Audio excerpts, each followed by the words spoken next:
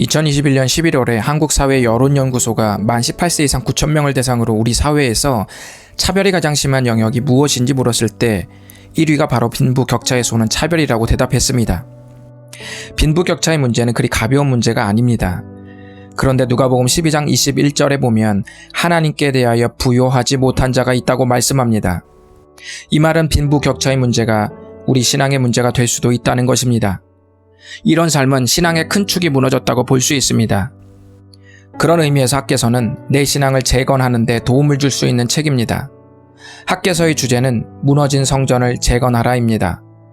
이스라엘은 솔로몬 시대 때 화려한 성전이 건축되었고 백성들은 그 성전이 지어질 때 구름이 드리워지면서 여호와의 영광이 가득한 것을 보고 감격스러워했습니다. 그러나 주전 586년 바벨론의 침공으로 남아있는 남유다가 무너지면서 화려했던 성전도 파괴되었습니다.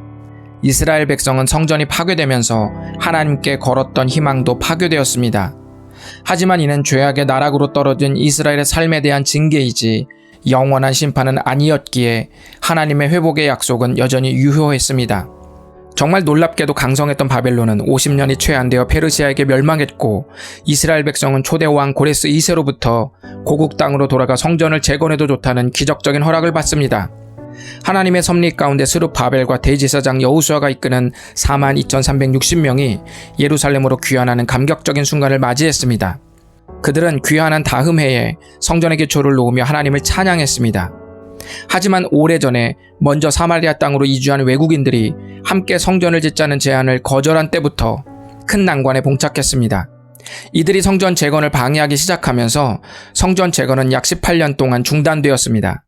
이때 학개 선지자를 통해 임하신 하나님의 말씀이 바로 학개서입니다. 예루살렘으로 귀환한 지 20년이 되어가는 백성들의 마음에 성전 재건의 부담이 없지는 않았겠지만 어느덧 그들은 다시 시작할 최적의 시기를 보며 차일피일 미루고 있었습니다. 그때 하나님께서 말씀하셨습니다. 이 성전이 황폐하였거늘 너희가 이때에 판벽한 집에 거주하는 것이 옳으냐? 판벽한 집은 지붕 덮인 집을 말합니다. 한마디로 하나님의 집은 지붕도 없이 뼈대만 덩그러니 18년간 방치되고 있는데 너희들은 제대로 지붕 덮인 집에 사는 것이 옳으냐는 질문입니다. 그들은 왜 이렇게 되었을까요? 그 이유는 바로 하나님의 집과 나의 집을 분리하기 시작했기 때문입니다. 그들이 처음 예루살렘으로 귀환할 때는 성전을 재건하기 위해 모든 안정된 삶을 포기하고 왔습니다. 그들의 결정에는 하나님이 있었고 성전이 있었습니다. 그들의 삶은 곧 하나님을 위한 삶이었고 성전을 재건하는 일은 곧 그들 자신의 일이었기에 이 둘을 분리하는 것은 불가능했습니다. 하지만 성전 기초를 놓은 후 뜻밖의 반대에 부딪히자 먼저 자신의 터전을 가꾸기 시작했습니다. 집을 짓고 농사에 매진했습니다. 저는 이것이 잘못되었다고 생각하지 않습니다. 다만 이런 시간이 계속되면서 영적인 야성을 잃어버리고 그들의 생존 문제에 성전 재건의 사명이 묻히기 시작했다는 점을 지적하고 싶습니다.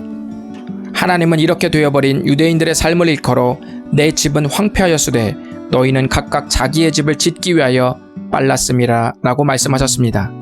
확실히 그들은 가랑비에 옷 젖듯 자기를 위한 삶에 흠뻑 젖어 하나님을 위한 삶이 무너져 버렸습니다. 삶은 이분화되었고 거룩의 축대는 무너졌습니다. 학개서의 말씀이 겉으로는 성전 건물 재건의 이야기지만 사실은 하나님의 백성들의 무너진 신앙을 재건하는 말씀인 것입니다. 그러므로 18년간 성전 기초만 덩그러니 방치된 모습은 그 시대 유대인들의 신앙 상태를 말해주고 있으며 오늘날 우리들의 신앙 내면을 비추는 엑스레이 사진인 셈입니다. 지금 이 순간 여러분의 성전은 안녕하십니까? 언제부터 여러분의 일과 하나님의 일이 분리되었습니까? 언제부터 하나님이 주신 사명이 피곤하기 시작했습니까? 다시 처음부터 하나하나 되짚으며 점검해 볼 수 있기를 바랍니다. 귀환한 유대인들은 학개 선지자를 통해 말씀하시는 하나님의 따뜻한 질책에 회개하고 다시 여호와를 경외하기로 마음을 먹게 되었습니다. 이에 대해 하나님은 먼저 산에 올라가 아무 나무나 가져다가 그것으로 다시 건축하라고 말씀하십니다. 이것은 그들이 상식적으로 생각해도 대단히 파격적인 눈높이 명령이었습니다. 솔로몬 성전은 당대 최고의 목재였던 메이드인 레바논 백향목을 공수해왔고 수백억 가치에 달하는 금이 사용되었습니다. 그러나 지금 하나님은 뒷산에 흔히 볼 수 있는 아무 나무라도 괜찮으니 성전 재건을 다시 시작하라고 말씀하셨습니다. 이 명령은 오랫동안 최고의 때를 기다리면서 아무 움직임도 갖지 않은 그들에게 성전 재건을 재개할 수 있는 큰 용기를 주었습니다. 그리고 마침내 18년간 중단된 성전 재건이 기적적으로 다시 시작되었습니다. 하나님은 지금 재건하는 성전이 솔로몬 성전의 장엄함과 비교해 볼 때 외형적으로 너무나 초라한 성전으로 보이겠지만 나중 영광이 이전 영광보다 클 것이라고 말씀하셨습니다. 그뿐만 아니라 하나님의 영이 계속 머물러 있을 테니 두려워 말라고 말씀하셨습니다. 아마도 이 약속이 초라한 성전을 재건하고 있는 그들에게 감격스러웠을 테지만 그 약속의 스케일이 얼마나 웅장하고 영원한지 몰랐을 것입니다. 이 약속은 오늘날 예수님 안에서 우리가 성전이 되어 성령님이 거하실 처소가 되는 것으로 성취되고 예수 그리스도를 통해 흔들리지 않을 영원한 나라를 물려받게 된 것으로 진정한 나중 영광이 성취된 것입니다.